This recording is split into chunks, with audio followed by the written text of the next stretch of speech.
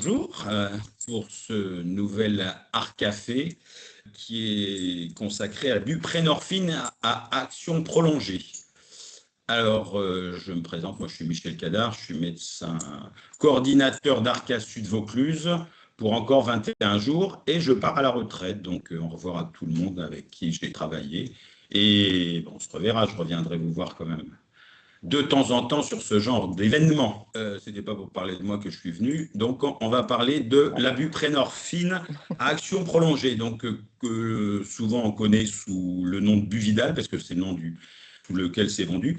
Alors, les buprenorphines à action prolongée, c'est donc comme va vous le dire Alice, une buprenorphine qui est injectée. Donc, on est dans un moment où on injecte souvent des traitements, on a des injections en psychiatrie, on a des injections dans le VIH pour des actions prolongées qui sont quand même parfois qui font peur, hein, parce que qu'est-ce que ça veut dire que d'avoir une substance qu'on va avoir pendant un certain temps. On sait qu'en psychiatrie, il y a des neuroleptiques à action prolongée, on peut en faire quelque chose de bien, on peut en faire des choses qui sont moins simples à gérer. On s'était posé la question dès le départ de la buprenorphine à action prolongée, que ce soit les professionnels ou que ce soit les usagers, de l'intérêt de cette forme d'absorption. Mais maintenant, on commence à avoir un certain nombre de réponses. Et c'est pour ça qu'on a invité Alice Deschenaux, qui est chef de service du service d'addictologie au centre hospitalier Paul Giraud à Villejuif. Et du coup, on va avoir une présentation d'Alice pendant une quarantaine de minutes, et puis après on aura les questions. Vous pouvez poser les questions via la petite icône conversation en haut, on les colligera, et puis on les reposera à Alice s'il n'y a pas eu de réponse pendant ce temps-là. Je vous remercie de couper vos micros, sauf Alice. Bonjour tout le monde. Merci beaucoup pour cette introduction. Donc, effectivement, moi, je suis psychiatre et donc dans notre service, on a un XAPA, alors donc un XAPA qui est hospitalier, de fait, qui est multisite et à travers lequel on a démarré avec le Buvidal, plus que dans d'autres modèles hospitaliers où ça s'est fait en hôpital de jour du fait des complexités financières. Je vais en dire quelques mots sur la mise en place de tout ça. Et donc, on a eu la chance de débuter dès 2020 avec ces nouveaux produits et du coup, d'avoir contribué aussi par le biais d'études à avoir des retours patients. Et donc, c'est ce que je vais vous proposer aussi de me rapporter aujourd'hui pour voir aussi ce qu'eux retrouvent et ressentent. Voilà, je m'excuse, il y aura peut-être quelques petits bruits parce que ma fille aînée est en train de finir de se préparer et d'y aller. Donc, voilà, il y aura peut-être quelques petits bruits de fond à certains moments. Mes liens d'intérêt, alors moi j'ai effectivement travaillé du coup avec Camurus, que ce soit dans le cadre de recherche ou sur des interventions, qui est le laboratoire qui fabrique le Buvidal, sachant qu'il existe une autre forme par Indivior, de buprenorphine d'action prolongée, mais qui n'est pas encore accessible en France.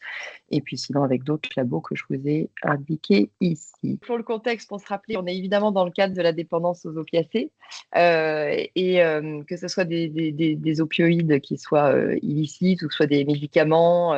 Et donc, il faut un diagnostic de dépendance aux opioïdes. C'est l'indication de la buprenorphine d'action prolongée, comme pour les autres traitements agonistes opioïdes, en se rappelant que, voilà, en situation de dépendance, le gold standard de la prise en charge, effectivement, c'est les traitements. On terme jusque-là encore beaucoup le terme de substitution et le terme agoniste opioïde qui émerge ces dernières années, avec donc la méthadone et la buprenorphine sous toutes leurs formes, qui sont les traitements de première ligne. La buprenorphine d'action prolongée, oui, pour se resituer, je dis 2021, c'est 2022, a été autorisée donc en mars 2021 pour les XAPA et les cadres hospitaliers. Donc ça veut dire que pour l'heure, on ne peut pas le faire en médecine de ville ou en pharmacie. Avec un petit décalage pour le dosage de 160 qui a été autorisé qu'un petit peu après. Et pour l'anecdote, on était bien contents parce qu'on avait vraiment une petite série de patients. Nous, on en était à faire des doubles injections, 96 et 64 pour obtenir le 160. Donc heureusement, il a aussi été validé. Mais dans un deuxième temps, Donc pour nous, l'arrivée, on a eu la chance de l'anticiper dans notre XAPA parce qu'on avait suivi un peu les arrivées de ces traitements-là. Et puis, il y avait eu l'étude Ambre, peut-être certains d'entre vous y ont participé, où il avait été demandé aux usagers comment ils se projetaient avec l'idée d'un traitement d'action prolongée, comme ça, qui passe par une injection. Et donc, on avait une file active aussi qui savait que ces molécules arrivaient et qui était même en attente, pour tout dire. Et ça nous a permis, dès qu'on a su en mars 2021 qu'il y avait, ça y est, l'autorisation, de faire un dossier spécifique pour les CNR, pour ceux qui sont dans le médico-social, vous connaissez bien, qui sont les crédits non reconductibles, spécifiques pour amorcer le traitement. On avait une liste de patients intéressés. Et en fait, on a fourni à l'ARS notre estimation budgétaire pour une gestion de fin d'année d'une vingtaine de patients à l'époque qui étaient intéressés pour débuter le traitement. Et donc, on a pu obtenir un budget pour ça.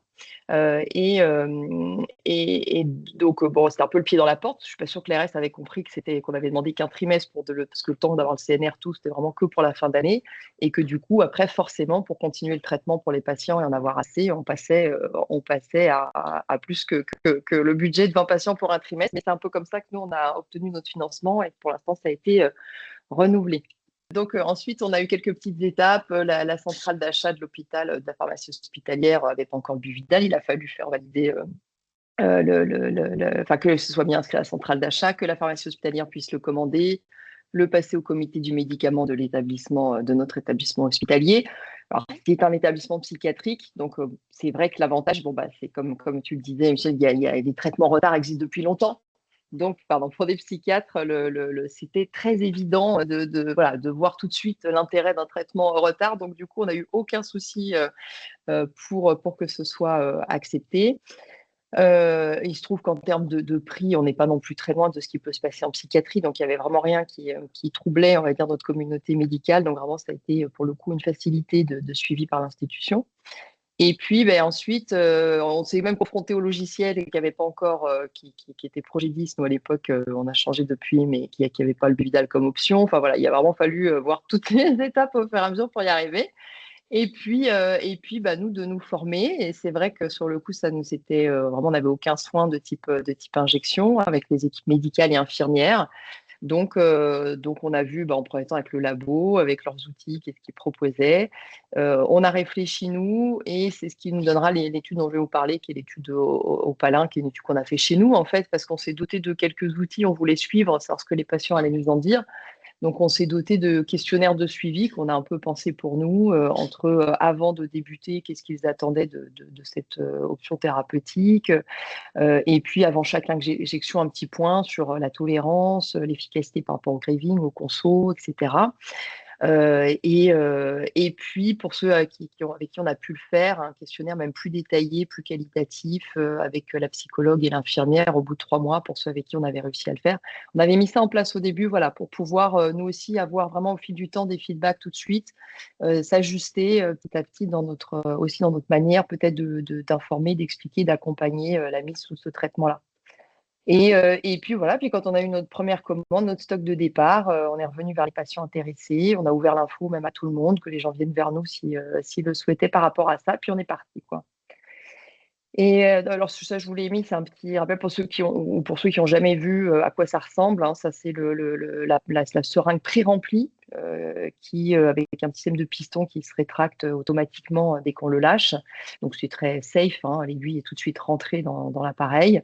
C'est un liquide qui est assez épais, qui est très lipidique, et donc par contre ils le sentent, ça fait un peu comme certains vaccins, même si c'est une sous-cutanée, c'est pas une IM, mais sur la perception du liquide sous la peau, il y a un effet un peu soit chauffant, soit qui pique, soit qui peut faire même plus franchement mal selon les personnes.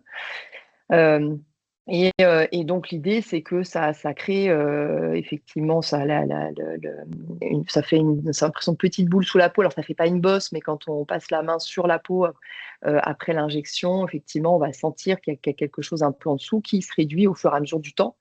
Quand c'est donc pour environ le mois, voilà, au fil des semaines, ça disparaît. Quand le patient vient, normalement au bout d'un mois, il y a quasiment vraiment plus rien qu'on peut sentir, ou presque on sent sous la peau. Ça ne veut pas dire qu'il n'y a plus de dépôt. Le dépôt, il va durer quand même au final encore 1 ou 2 mois avec des résidus. et à un niveau pas suffisant pour la personne. C'est pour ça que le temps est plus court. Mais le dépôt n'est pas parti complètement du tout au bout d'une semaine ou au bout d'un mois, selon la durée du produit, par contre. Hein. Mais c'est vrai qu'au niveau de la bosse, on le sent déjà beaucoup moins. Ensuite, donc pour vous parler de ce qu'a donné ce travail qu'on avait fait en interne de suivi de retour des usagers, donc on avait on avait fait le point au bout d'un peu moins d'un an, on avait 34 patients qui avaient bénéficié du traitement. Ils étaient tous OK pour être inclus dans l'étude. Et donc, on a regardé à la fois un peu les profils sociodémographiques qu'on avait via nos dossiers médicaux, les questionnaires qu'on avait fait donc remplir, avec donc ce questionnaire de départ, le suivi avec chaque injection, et puis cet entretien après au moins 3 mois de Buvidal, où là, on a 20 patients qui ont pu faire ce questionnaire-là plus abouti. On a eu donc 34 participants, je vous disais, une majorité d'hommes, un peu plus que ce qu'on a classiquement en XAPA, une moyenne d'âge qui était plutôt un peu assez mûre, on va dire, à 46,7 ans, un peu plus de la moitié qui était en poste, un tiers qui était en couple, presque la moitié qui avait des enfants, un peu plus de la moitié qui avait vraiment un logement personnel individuel stable. Et donc, oui, une population qui pouvait être très incluse, travailler, être stable sur le plan social, et puis d'autres en situation plus précaire, plus isolée, avec des niveaux d'études. On avait une bonne moitié qui avait fait du supérieur et donc une petite moitié qui s'était arrêtée avant. Sur le plan des comorbidités, on avait un bon tiers qui avait des comorbidités psychiatriques actuelles. Hein, ça ne veut pas dire qu'il n'y en avait pas plus qui avaient eu des soucis, mais là, actuelles, avec quand même encore des symptômes existants. Et quasiment tous les traitements, c'était forcément ceux qui se sont intéressés tout de suite au début, c'est plutôt des patients qui étaient sous buprenorphine depuis un moment, qui connaissaient la molécule. Donc, on a vraiment quasiment que des patients où il s'agit d'un relais finalement du traitement oral. Il n'y a qu'un participant pour qui c'était une induction de son traitement agoniste.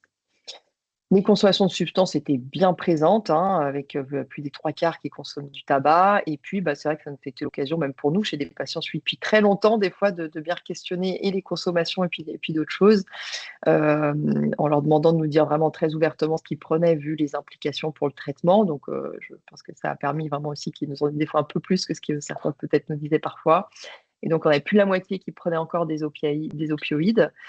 Ou qui prenaient leur traitement, on va dire, de manière mésusée ou détournée ou autre. De l'alcool, évidemment, cocaïne, crack aussi, un bon tiers, et puis le cannabis, finalement, même un peu moins que la cocaïne. Et alors, sur ce qu'ils nous ont dit de leurs attentes et de leurs inquiétudes sur ce traitement, donc ça, c'est avant d'en bénéficier. Vous voyez que sur les bénéfices attendus, alors bon, il y en avait quelques-uns qui avaient dû nous dire finalement ce qu'ils en attendaient comme bénéfices, mais pour la plupart, voilà, c'était alors donc sortir des comprimés, moins de charge mentale, plus de liberté. Donc ça, c'est plus nos mots qu'on en a essayé de trouver des termes qui regroupaient un peu les propos en réunion sur les verbatims comme ça des usagers. Mais c'était beaucoup de termes autour de plus avoir ça dans la tête, plus devoir y penser à prendre mes boîtes quand je bouge, etc., etc. C'est un peu sur ce mode-là. Pouvoir diminuer la posologie, des gens qui ne pouvaient jamais baisser et de voir si sous la forme prolongée, ça leur permettait de changer un peu le disque. Meilleure efficacité pour certains et arrêt du mésusage, se soustraire à la stigmatisation. Ça, souvent, c'était des patients qui allaient en pharmacie et qui avaient compris que ce traitement-là, ils le prendraient sur place. Voilà. Mais donc, vous voyez, les premiers, c'est vraiment autour de la prise finalement des comprimés et tout ce qu'elle implique. C'était plutôt ça qui ressortait dans les attentes vraiment côté patient. Donc, encore une fois, avec un public qui était depuis plus ou moins longtemps sous traitement. On était quand même sur je pense, une moyenne d'une dizaine d'années quand même de traitement déjà. Alors évidemment, ça pouvait être 1 ou 2 ans et d'autres 20, mais voilà. Et les inquiétudes à l'idée du changement, c'était sur les inquiétudes, surtout à l'idée à l'idée de ce changement, pardon, c'était évidemment la peur justement du changement et de la nouveauté, la peur des injections, mais finalement c'était 1 sur 10 à peu près qui avait des craintes à ce niveau-là. La peur que ce soit moins efficace ou des effets secondaires. Mais finalement, c'est vrai que vous voyez qu'il y a plus de la moitié qui n'exprimait pas d'inquiétude à l'idée de tester. Et je vous ai mis en dessous quelques citations d'usagers, côté des craintes, peur de se sentir moins bien, peur de perdre l'effet boost. Il y en a qui qui pouvaient dire, voilà, effectivement, il y a l'effet fin de dose où les gens se sentent un peu fatigués, moins bien avant la prise du traitement, mais il y a aussi, s'il y a des effets de fin de dose, il y a un effet quand on prend, et donc c'est notamment des fois le coup de boost pour démarrer le matin. Voilà, je dois intégrer l'idée, tout simplement parce que c'est vraiment nouveau pour eux. Et côté bénéfice, voilà, pouvoir s'habiller comme je veux, sans trace d'injection, sous-entendu, moins de sensation de manque qu'avec le traitement oral, ne plus avoir à gérer la question du traitement dans le quotidien. Et les retours d'expérience qu'on a eu à 3 mois sur les 20 participants qui ont pu nous le dire. Alors, il faut savoir que sur ces 20, il y en avait quand même 4 qui n'avaient pas poursuivi. C'est ça que j'ai pas précisé, je reviens juste en arrière parce que je m'étais pas arrêtée dessus, mais vous avez ici, sur les 34, vous voyez, on en avait 24 qui avaient continué et 10 qui avaient préféré arrêter. On reviendra peut-être sur ça, mais donc sur en tout cas les 20, y compris des gens en arrêt, qui ont pu nous répondre sur des questions plus larges. Si on regarde tout ce qui était retour positif ou négatif, et bien finalement, des gens qui avaient que des retours positifs, c'était quand même 70%, donc ce qui montre quand même une satisfaction, un niveau de satisfaction non négligeable, vraiment. Et il faut que même les 4 en arrêt exprimaient vraiment des choses très positives, puisque sur des arrêts, alors on a pu avoir bien sûr des effets secondaires, finalement le côté injection, si c'était trop douloureux, dans la balance qui pouvait gêner. Et donc parfois on a eu des patients qui étaient plus voilà, embêtés par certains effets, ou qui nous ont dit aussi sur les 4, sur les 10 qui ont arrêté, j'en ai qui ont repris aussi depuis. Certains qui avaient pu dire aussi que voilà, ils voyaient ce que ça faisait, ils savaient, mais ils ne se sentaient pas encore prêts de lâcher les comprimés, parce qu'il y a un peu des fois de mésusage ou de manière de s'appuyer voilà, dessus en cas de stress ou autre, et lâcher cette dimension aussi comportementale n'était pas si simple. Donc certains, ils sont revenus, par exemple, dans un deuxième temps, où on a eu des effets secondaires, voilà, quelquefois un peu trop désagréables, comme par exemple des constipations importantes au début. Et donc, il y a des patients qui ont attendu quelques mois avant de reprendre, avec plus d'anticipation là-dessus. Et puis d'autres qui n'ont pas trouvé de bénéfice grand et qui donc, ont préféré arrêter. Mais les retours voilà, étaient plutôt positifs. Pour les retours positifs, il y avait souvent dire voilà, qu'ils s'étaient bien sentis, pas de sensation de manque, pas d'envie, de mésusage de reprendre les comprimés voilà, de manière détournée, que c'était mieux que l'ancien traitement, ou que là, ils avaient l'impression que ça leur permettrait justement l'arrêt possible des traitements. Et dans celui qui était le plus fréquent, c'était l'amélioration de la qualité de vie globale. Et pour ceux qui avaient des retours négatifs, vous voyez que les douleurs, vous voyez que ce n'est pas dans des quantités très importantes, mais voilà, des douleurs quand même, des effets de manque ou des effets de courte durée. Alors, on a aussi quelques personnes qui ont testé que l'hebdomadaire, qui a un effet assez court, hein, c'est vrai. Et puis, voilà, un ou deux qui ont dit qu'ils n'étaient pas encore prêts à ce changement en ayant vu ce que ça faisait, et à lâcher ça. Et puis, voilà, je mettais du coup ce qui ressortait beaucoup, vraiment des termes autour de la liberté, se sentir vraiment avec plus de liberté, plus de mise à distance de la dépendance.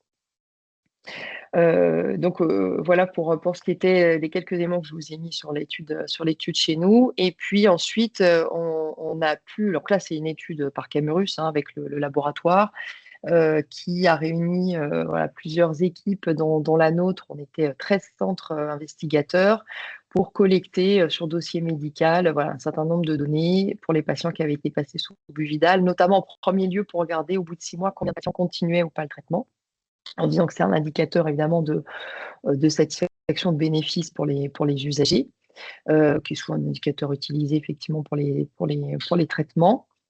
Et puis des objectifs secondaires, de regarder un petit peu justement est-ce qu'il y avait des profils aussi qui favorisaient le fait de maintenir le traitement ou pas, et aussi de s'appuyer vraiment sur plusieurs centres qui permettaient d'avoir des centres qui avaient pu orienter plutôt la prescription vers des profils de patients ou pas. Voilà, chacun ne le fait pas forcément nécessairement tout à fait de la même manière, et donc de compiler toutes ces diverses expériences pour voir si des choses en émergent.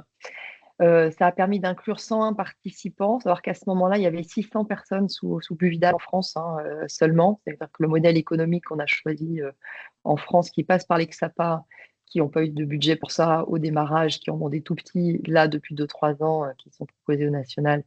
Ou alors, du coup, un système où il faut pouvoir être en milieu hospitalier. Donc là, il faut avoir la Sécu, la mutuelle, tout pour accéder à une mise sous traitement, sous des formules, par exemple, HDJ, qu'ont mis en place des collègues pour financer le traitement.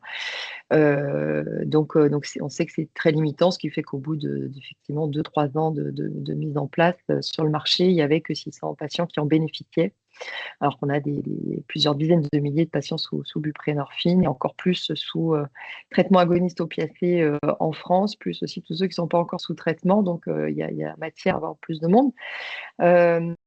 Et voilà, donc on était sur 101 participants sur les 600 du moment. Ce qu'on a retrouvé dans les caractéristiques qui sont à côté d'âge, on voyait, on est à nouveau sur un âge plutôt mûr, 43,9 ans, un peu moins d'hommes, un peu plus de femmes par rapport à Opale 1, on commence à être plus proche, même dans les caractéristiques sociodémographiques des patients qui viennent en XAPA pour un traitement agoniste opiacé, avec une majorité de personnes qui étaient sous buprenorphine initialement, et puis quelques-uns sous méthadone, avec une majorité des personnes qui ont eu le traitement, comme c'est normalement prévu, hebdomadaire d'abord, mais très rapidement, la plupart sont sur des dosages mensuels. C'est ce que vous avez dans le petit tableau à côté. Donc voilà, vous voyez les 2 tiers à peu près qui ont commencé par l'hebdomadaire. Et voyez que voilà, c'est souvent pour la première ou deuxième dose. Ensuite, on n'avait que 5% qui continuaient sur de l'hebdomadaire uniquement. Et ce taux de rétention à 6 mois, eh bien, il était à 74%, ce qu'on retrouve dans la littérature. Ça va effectivement de 60 à 90% selon les études, donc, en tout cas avec la buprenorphine d'action prolongée. C'est aussi plutôt un bon taux en termes d'observance et de satisfaction du traitement. Il y a eu des interruptions donc, du traitement pour 27 usagers, donc 8 décisions personnelles, sous-entendu pas précisées nécessairement au médecin. Voilà, 4 personnes qui se sont plaintes de l'efficacité, des effets indésirables qui ont plutôt conduit à arrêter pour 3, des perdus de vue. Donc là, c'est encore autre chose, mais c'est pas strictement cette notion de perdu de vue, elle est un tout petit peu différente avec la libération prolongée, je trouve, que par rapport à d'autres traitements. Parce que là, comme vous avez un effet persistant pendant un temps, moi, ça m'est arrivé de connaître, je pense à un patient en particulier qui, effectivement, au bout d'une ou 2 injections, avait disparu. Et c'est vrai qu'il y a pour certains un tel effet de mise à distance de la dépendance, d'un coup de réaliser qu'ils se passent de traitement, qu'ils vivent leur quotidien sans prendre de médicaments, que ça donne même le sentiment qu'on n'est plus dépendant. Et puis, comme le traitement va descendre très doucement, surtout le mensuel, alors hebdomadaire, ça descend assez vite, mais l'effet sur une mensuelle descend très tranquillement. Et donc, il y a souvent des patients qui sont tentés de voir ce qui se passe s'ils laissent le temps et qu'ils arrêtent. Bon, pour l'instant, moi, ils sont toujours revenus, ou ils ont toujours eu finalement une reprise opiacée. J'en ai aucun qui l'a fait dans une démarche aussi un peu pensée en amont pour l'instant. Et donc, d'abord, il y a quand même des collègues qui l'utilisent effectivement pour essayer de faire la fin de prise en charge comme ça.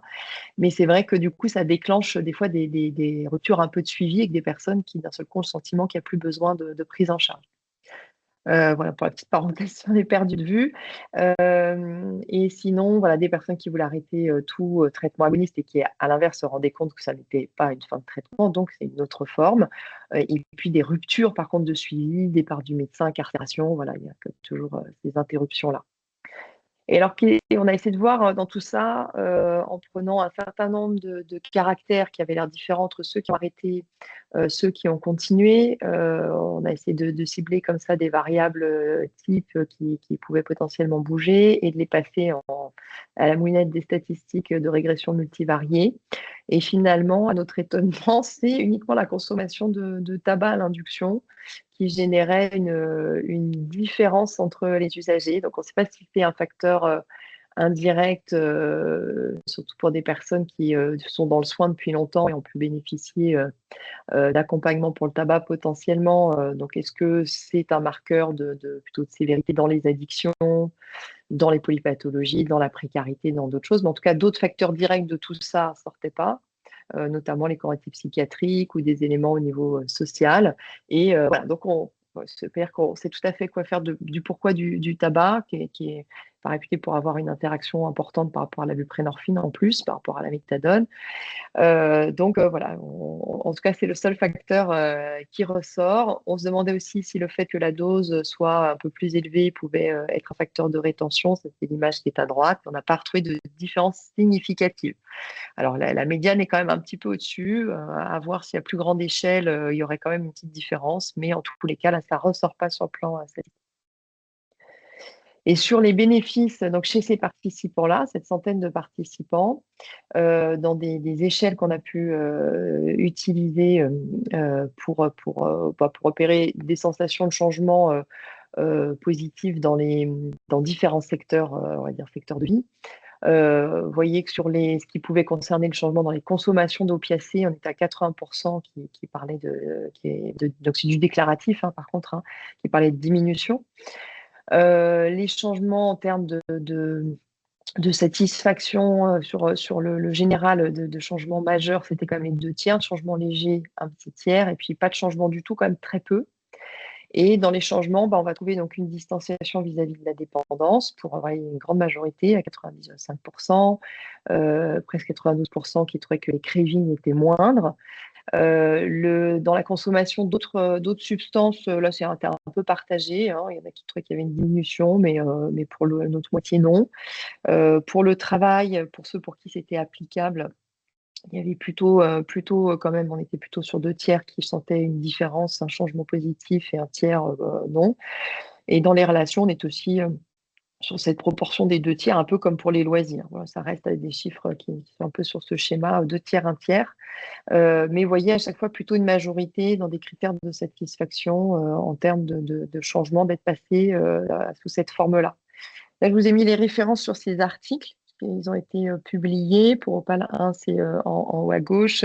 Dans Thérapie, c'est la première partie d'Opale 2. Et la deuxième partie, l'article est accepté, mais il n'est pas encore publié. Ce sera dans Substance Use and Addiction Journal. Donc voilà, vous aurez les références. Il y a d'autres travaux, hein, qui est bien sûr quand même en France aussi sur le sujet. Le docteur Cabé qui a publié aussi sur Clermont sur leur file active.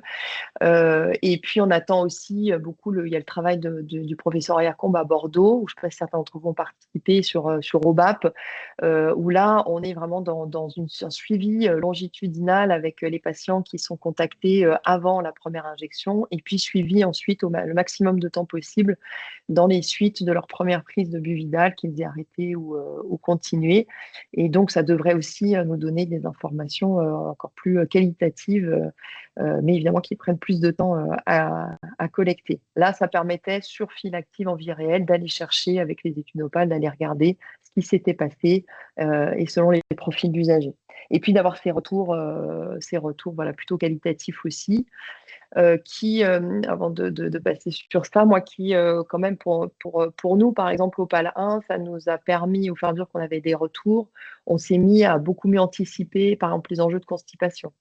Parce que c'est vrai que finalement, la prise du comprimé, les personnes, elles avaient, comment dire, elles avaient effectivement des moments dans la journée quand même où le taux de buprenorphine baissait suffisamment, probablement pour avoir une activité intestinale satisfaisante. Et puis là, avec la forme libération prolongée, où c'est complètement continu, et bien là, on se retrouve avec des constipations très importantes, hein. On a vraiment eu des patients extrêmement gênés.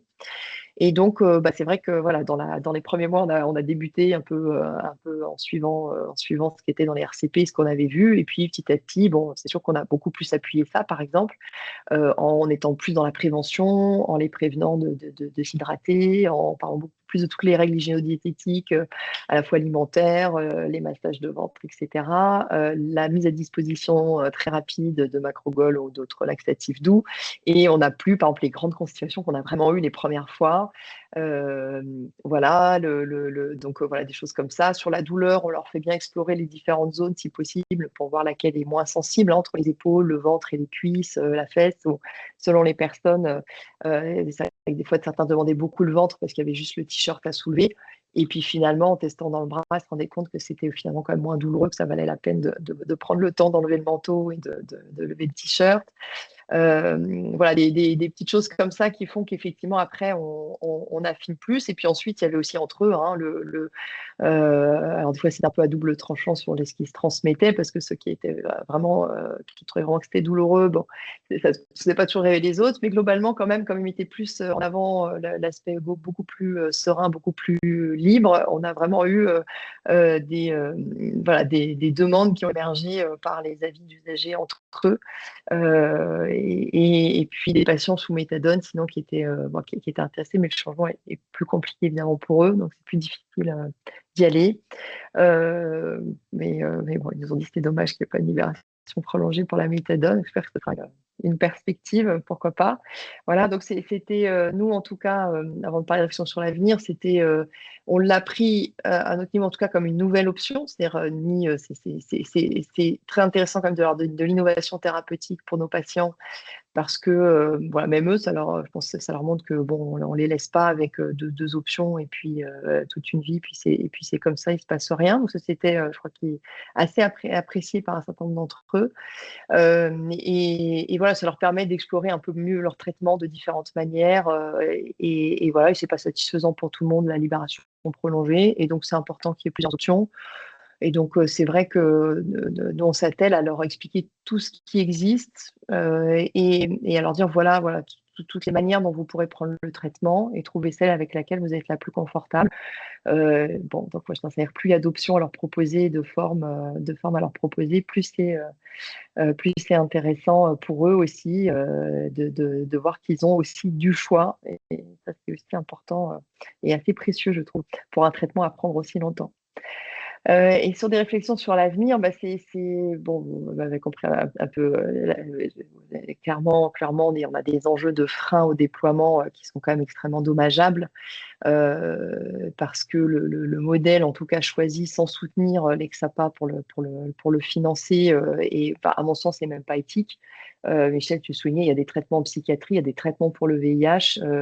Ils ne sont pas soumis à les freins financiers qui ont été mis finalement sur la buprenorphine d'action prolongée de par le modèle choisi. Je ne dis pas que c'était fait pour freiner, mais très clairement, ce n'est pas pensé pour un accès simplifié et favorisé, et puis pour aider les établissements à pouvoir le proposer et le mettre en place. Là où sur d'autres voies dans lesquelles on le propose, on le met quand même dans les accès classiques aux soins, et on s'appuie sur les professionnels, et on ne se retrouve pas avec ces contraintes financières avec lesquelles se sont retrouvés quand même la plupart des XAPA. Et même là encore, même nous qui avons un financement, ça reste quand même depuis le début un CNR renouvelé tous les ans, c'est-à-dire qu'il n'est absolument pas sécurisé. Donc, je trouve quand même extrêmement critiquable pour une molécule qui est disponible en ville avec des pharmaciens qui maintenant peuvent faire des sous-cutanés et des vaccins même en IM. On peut largement imaginer qu'on aurait toute la place avec des perspectives possibles avec un parcours via le pharmacien d'officine pour la délivrance, et donc une réflexion sur la mise en œuvre en médecine de ville. Il n'y a pas de gros enjeux de sécurité.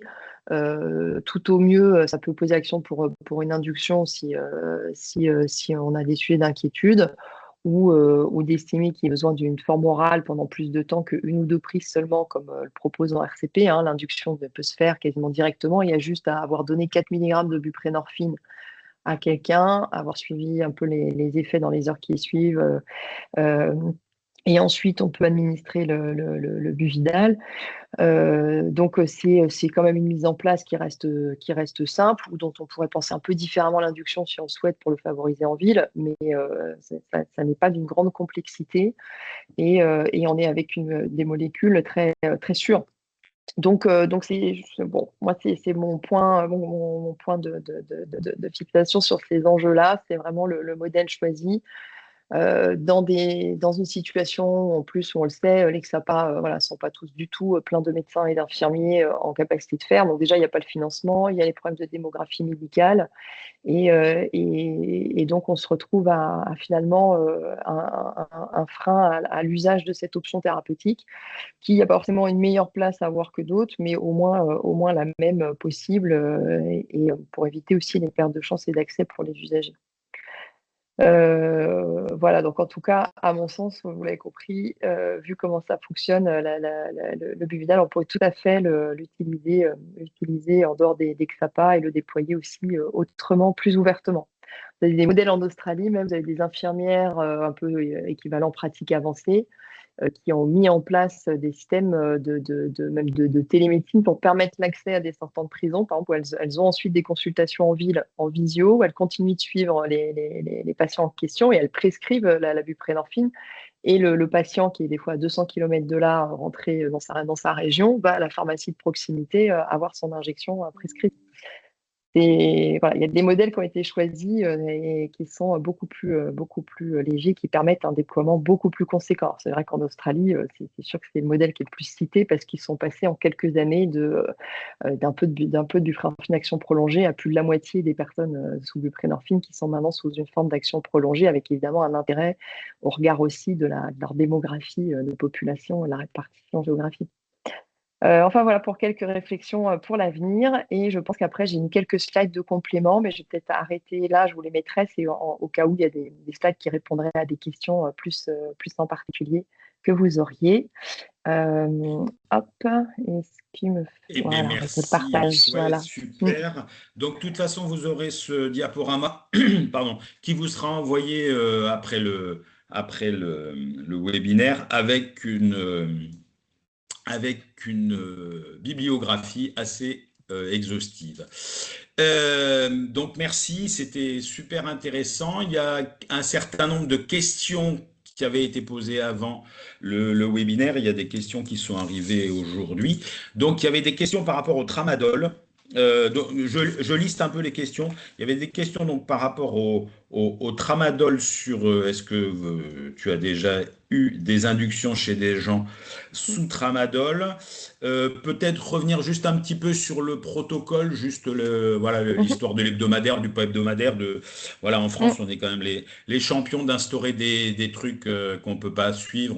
Voilà, comme la méthadone maintenant, personne ne l'induit comme ça devrait l'être. Mais bon, heureusement, parce que sinon, on en serait encore complètement à une période délirante. Mais bon, on n'est pas très en avance sur certains trucs. Parfois, on est en avance, mais souvent pas quand même. En addicto, on est quand même un peu à la course derrière les avancées. Donc, le tramadol.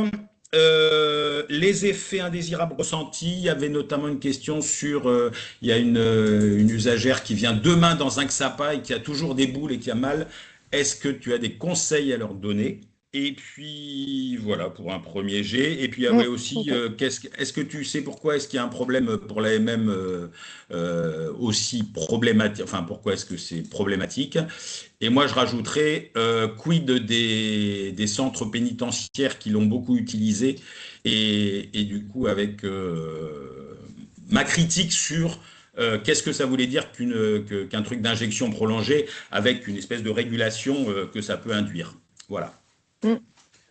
Alors pour le tramadol, donc, qui est un opiacé, qui est un opioïde de synthèse, oui, moi j'ai des patients enfin l'indication c'est la dépendance aux opioïdes. Donc en tout cas, toute dépendance à n'importe quel opioïde ouvre la voie du traitement agoniste. Donc enfin, j'imagine peut-être comme vous, dans un certain public qui, à chaque fois, avec les nouvelles régulations sur les prescriptions, arrive. Donc, on a eu aussi une vague, évidemment, tramadol, et il y a toujours régulièrement, mais il y a toujours une petite vague aussi au moment des changements voilà, de modalité de prescription. Donc, on en a eu une petite série récemment. Donc, du coup, oui, j'ai plusieurs patients à tramadol qui sont maintenant sous Buvidal. Alors, le plus souvent, je trouve dans les nouveaux patients, j'en ai assez peu qui sont OK sur une version action prolongée tout de suite. Moi, je leur décris toutes les options toujours au début. J'ai plutôt des personnes des fois qui entendent ça et qui disent être intéressées, mais c'est des patients très anxieux du changement, déjà de devoir passer au traitement agoniste par rapport à leur molécule de départ. Donc je n'ai pas souvenir d'en avoir qui ont accepté d'être tout de suite plutôt directement sur cette voie-là. Donc c'est plutôt des personnes qui ont d'abord eu la buprenorphine, et puis un peu les choses s'installant un petit peu dans le temps, quelques semaines, quelques mois, qui ont ensuite basculé sur la libération prolongée, mais plutôt dans un deuxième temps. Donc j'ai plus ça comme expérience. Mais du coup, je ne fais pas forcément de distinction par rapport à d'autres publics. Je sais pas, certains, eux, ont eu des différences, mais au final, j'ai pas, en tout cas, bon, c'est un trop petit nombre pour parler de différences vraiment spécifiques, mais en tout cas, dans les échanges et dans le suivi, finalement, je n'ai pas trouvé que ça amenait grand-chose de différent. Je trouve que la différence souvent avec les patients qui viennent pour des enjeux de médicaments opioïdes, mais je le mets vraiment aussi, en incluant dedans aussi la codéine et les morphiniques prescrits et tout, c'est cette difficulté à accepter de se retrouver avec un problème chronique, dont ils ont l'impression qu'on leur a jamais informé de ce risque, qui se retrouvent pris là-dedans, qu'eux ne sont pas comme les autres qui viennent ici, sous-entendu pas des toxicos. Voilà, enfin, qui se sentent à la fois dans une colère un peu face au corps médical, plus ils vivent la stigmatisation du coup de la dépendance comme quelque chose d'injuste et de pas mérité, et avec voilà au départ souvent l'impression d'être voilà que c'est pas comme les autres. Et du coup, je trouve qu'ils ressentent des fois plus vivement les inconforts, les effets secondaires, là où des patients héroïnomanes par exemple, sont beaucoup plus tolérants aux imperfections du traitement, on va dire, parce qu'effectivement, il y a un bénéfice immédiat à sortir de la drogue, des enjeux de la rue, etc., et des manques qui se passent sous héroïne qui est très fort, et que c'est plus compliqué. Puis souvent, c'est des patients, il y a plus aussi évidemment de douleurs chroniques dans ce public aussi. Donc les équilibres de traitement, je trouve, c'est des patients avec lesquels moi j'ai plus de changements au départ, même entre méta, bupré, enfin le temps d'aller chercher qu'est-ce qui leur va le mieux, qu'est-ce qui leur convient le mieux. Je trouve que c'est un peu plus laborieux, si on veut dire. Après, voilà, il y a des raisons, je pense, sur tout ça, qui sont dans les études, pour avoir eu un interne qui avait travaillé sur ça pour sa thèse, dans les études, ne ressort pas d'enjeu sur l'efficacité des traitements de substitution dans ce contexte et sur leur indication. Et je trouve que du coup, la différence est essentiellement dans le ressenti du patient, et que du coup, notre accompagnement voilà, doit cibler un peu ça et plus sollicité voilà, sur un tas de détails qu'on avait moins à voir avec d'autres publics. Et donc, voilà. Mais en tout cas, en dehors de ça, sinon, pour moi, c'est des trajectoires possibles de mise sous traitement, sous libération prolongée, comme pour les autres, où je n'ai pas eu de distinction spécifique par rapport à ça. La question qui pouvait se poser, c'était Ouais. éventuellement l'effet sérotoninergique. Est-ce qu'il y avait une nécessité, mais voilà, tu n'as pas de Oui, conseils particuliers par rapport à ça, quoi. c'est comme tout patient, au fur et à mesure qu'on les fait sortir de leur prise, après avec les médicaments, on a un peu deux profils, mais comme on avait en fait même aussi avec l'héroïne, hein, c'est-à-dire des personnes qui vont chercher à avoir leur dose pour fonctionner, et ceux qui ont des pratiques finalement de défonce, si je puis dire, et d'usage d'importantes quantités. Donc ceux qui sont plus dans la dépendance, on va dire, sans qu'il y ait les usages de prise importantes, de défonce et tout. Bon, c'est souvent un peu plus facile de poser les choses parce qu'il n'y a pas souvent d'enjeu de pourquoi il y a des moments j'en prends autant, parce qu'il y a du psychotrauma derrière, parce qu'il y a de l'anxiété, parce qu'il y a de la dépression, parce que voilà, il peut y avoir plein de raisons. Et j'ai en tout cas pas vécu de différence franche, hein, enfin, sur la stratégie thérapeutique et ces enjeux-là d'aller chercher les comorbidités et de voir effectivement si la personne relève d'autres traitements potentiellement.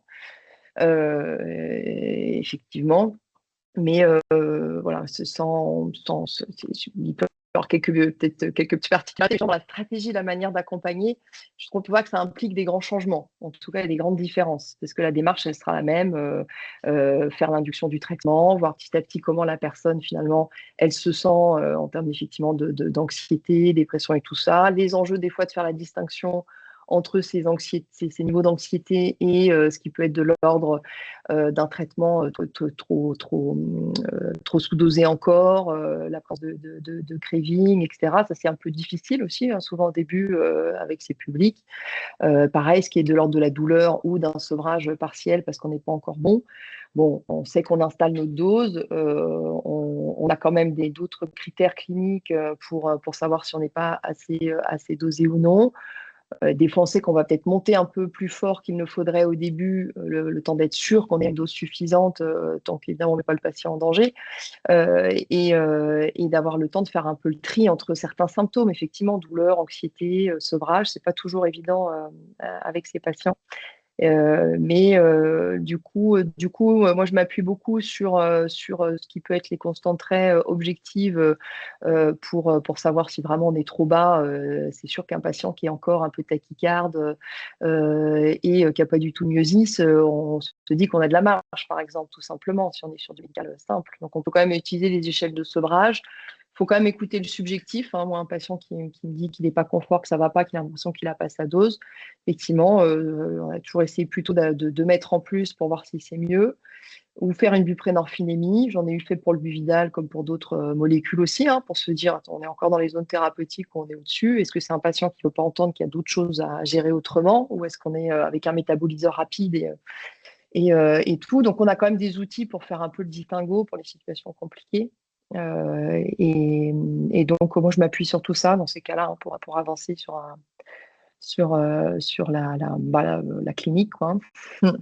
Et donc, du coup, injection hebdomadaire au départ, puis mensuelle. Est-ce que tu peux revenir juste un peu Oui, rapidement là-dessus pour... oui, tout à fait. Le schéma, plutôt une injection, enfin, c'est évidemment une injection hebdomadaire, en effet. L'injection hebdomadaire d'expérience, elle a un risque. Bon, par exemple, je la faisais plus les lundis parce que parfois elle est un peu courte et finalement, dès le 6e jour, les gens sont moins bien. Donc, je leur éviter d'essayer que ça tombe le dimanche. Donc, et ce qui fait que surtout des patients qui ont la buprenorphine depuis un moment, comme tu le soulignes, voilà, on ne fait pas toujours dans les clous. Donc, moi, j'ai tendance à les mettre sous mensuel tout de suite pour qu'ils soient plus confortables.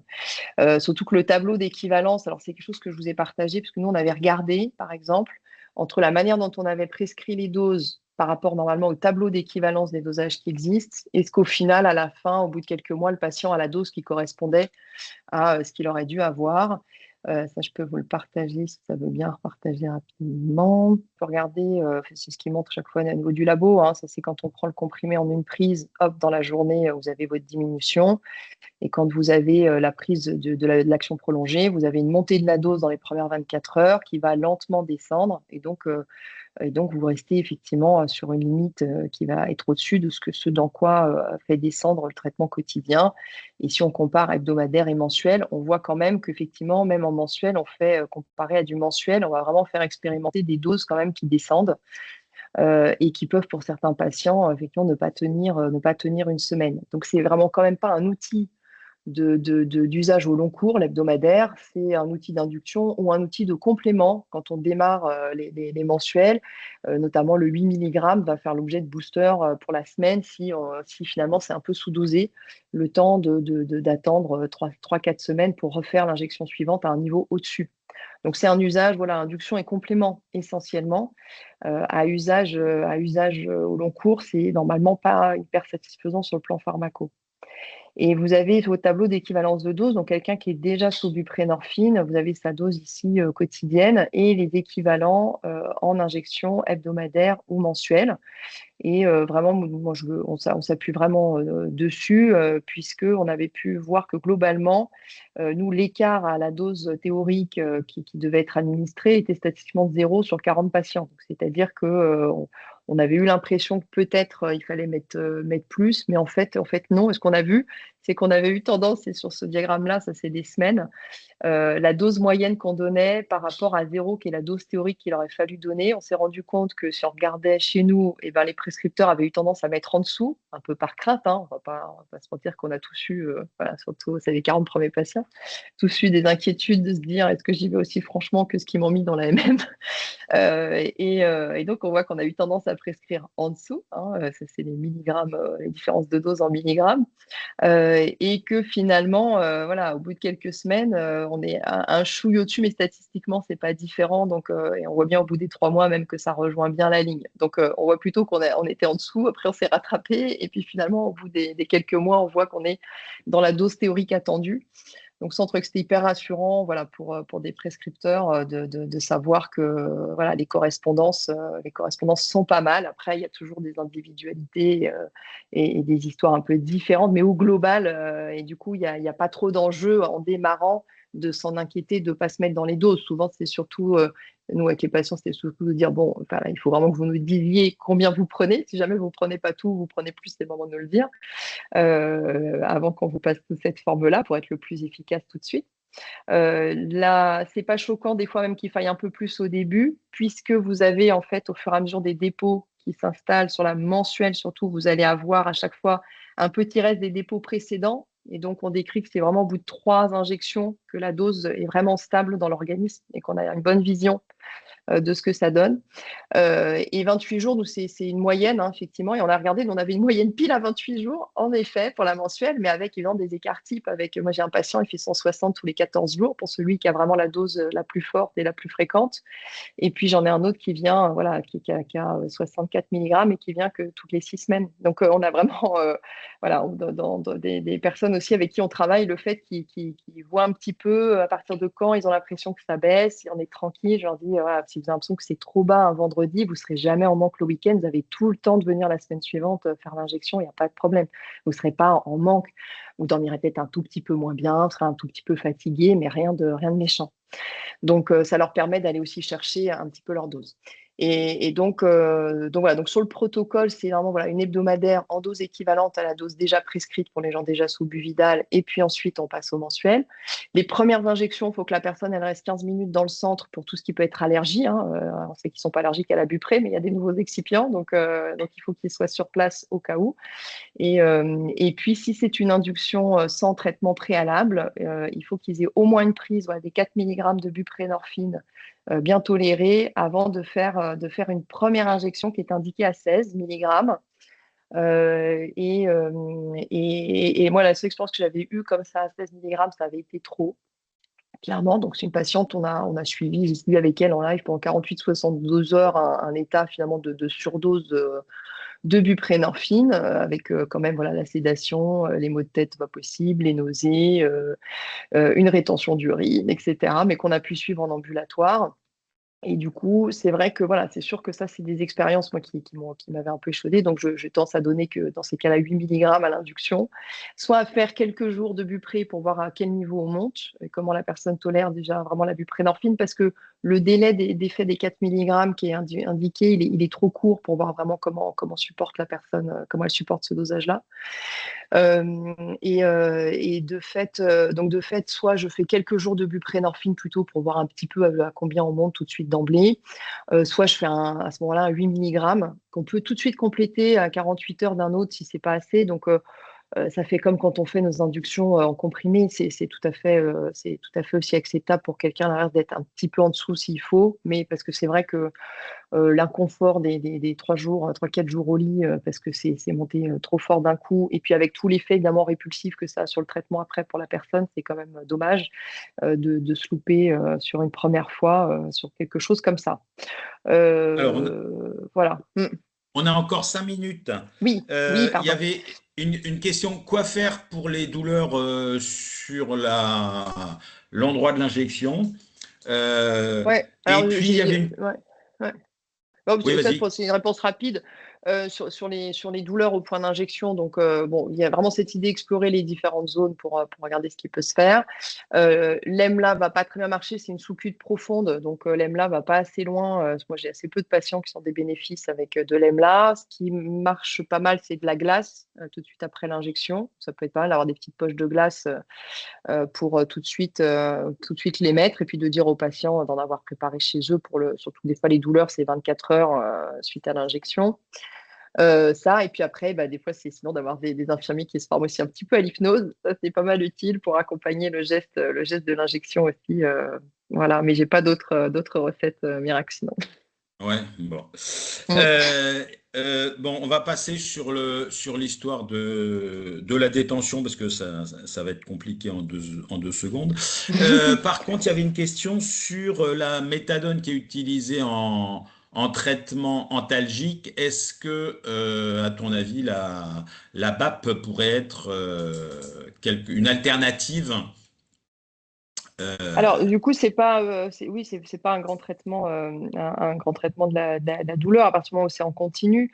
Ce qui est intéressant, par contre, c'est que moi, je trouvais que ça posait, par contre, chez les douloureux chroniques, qu'est-ce qui était de la douleur, qu'est-ce qui était finalement de la fin de dose ou des enjeux par rapport à leur traitement agoniste.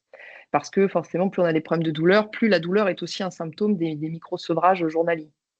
Et donc par sous Buvidal, des fois, j'ai eu des surprises de patients qui finalement ressentaient plus du tout les douleurs pareilles. Parce que vraiment on efface ce qui est lié à, encore une fois, ce cycle des doses d'opiacés. Et du coup, on a accès aussi à des douleurs persistantes, soit des patients qui ressentaient des douleurs qu'ils ne ressentaient pas avant, et que ça a pu amener à des explorations médicales, soit finalement, il n'y avait en fait pas tant que ça de douleurs chroniques parce que c'était vraiment pharmaco-induit, plus qu'une pathologie encore en cours. Voilà. Et après, ça n'empêche pas, par contre, la prise en charge de la douleur, qu'elle soit aiguë ou chronique.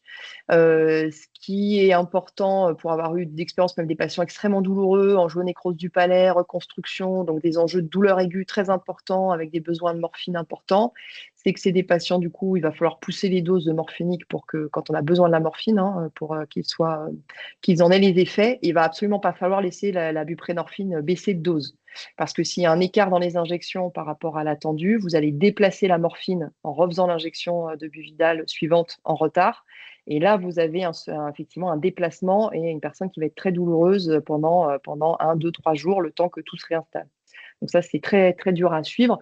Donc si on a un patient qui a un problème de douleur, il faut essayer d'être plutôt bien dans la régularité des prises de la buprenorphine s'il y a l'indication à garder bien le traitement, surtout s'il est transitoire, et de mettre un traitement, et souvent il va falloir y aller à forte dose, mais bon, je suis sûr que ce soit très différent d'un patient qui est sous buprenorphine ou méthadone, ou éventuellement si on doit avoir des problèmes très aigus, il faut y aller sur les doses puisqu'ils sont plus sensibles aux douleurs, et qu'il y a une partie des récepteurs qui est déjà occupée, donc il faut pousser. Donc, il faut évidemment le faire avec une certaine vigilance sur la tolérance, bien sûr. Mais voilà. Et sur les douleurs chroniques, on sait que l'élément principal est quand même, au final, pas tant que ça médicamenteux, mais passe par toutes les prises en charge. Donc, ça permet aussi avec les patients de reparler des fois de prise en charge, que ce soit pour les douleurs, pour l'anxiété ou autre, où ils avaient tendance à s'automédiquer avec le traitement agoniste, qui n'était pas forcément tant que ça la meilleure option. Et finalement, effectivement, la buprenorphine permet plus tout à fait une espèce de gestion comme ça, à demi-mesure avec le traitement. Ça pose les choses d'une manière très stable, très plate, finalement, même dans le ressenti pour eux. Et donc, ça permet de se dire, finalement, voilà, une fois qu'on enlève l'aspect dépendance, qu'il n'y a plus de variation comme ça de l'opioïde dans la journée, comment vous vous sentez, qu'est-ce qui reste et donc de quoi il faut s'occuper. Moi, je le dirais plus comme ça que de parler finalement d'un outil de gestion de la douleur en soi. Merci beaucoup. Qu'est-ce qu'on peut retenir? Plein de choses, mais rappelez-vous quand même que voilà, ce qu'a dit Alice, c'est quand même que le suivi des patients qui aient des traitements de substitution, comme on dit, c'est quand même toujours écouter où est-ce qu'ils en sont, est-ce qu'ils en disent. C'est quand même comme ça qu'on adapte les traitements plus que sur des notions très scientifiques. Moi j'aime quand même à dire que quel que soit le traitement, ils ont le droit de prendre d'autres choses en plus, et donc que vous avez une nécessité de leur parler de la naloxone parce que c'est quelque chose qui est complètement indissociable de tous les accompagnements des personnes qui sont sous traitement ou pas sous traitement, mais voilà. N'oubliez jamais la naloxone. Voilà mon dernier mot avant de partir à la retraite. Donc vous allez recevoir le PowerPoint, vous allez recevoir la bibliographie, et le prochain Art Café aura lieu le 14 avril et sera sur quelque chose dont vous avez entendu parler, le protoxyde d'azote. Et bonne route à Merci tout le pour monde. l'invitation en tout cas. Et bonne retraite alors, Michel. Ah ben merci.